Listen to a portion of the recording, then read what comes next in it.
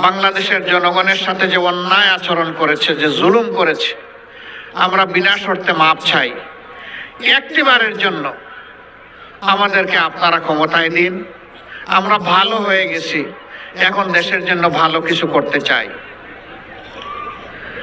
হাতে তসবি ছিল, মাথায় ঘুমটা ছিল। জনগণ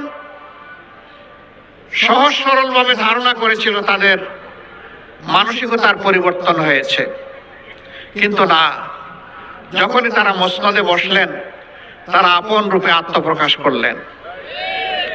আপনাদের মনে থাকার কথা, তৎকালীন প্রধানমন্ত্রী চট্টগ্রামে গিয়ে বলেছিলেন, চট্টগ্রামের নেতাদেরকে তিরস্কার করে একটা হত্যাকাণ্ডের ঘটনাকে কেন্দ্র করে, তোমরা কি হাতে চুড়ি পরে বসে আছো? তিনি ঘোষণা দিয়েছিলেন, আর যদি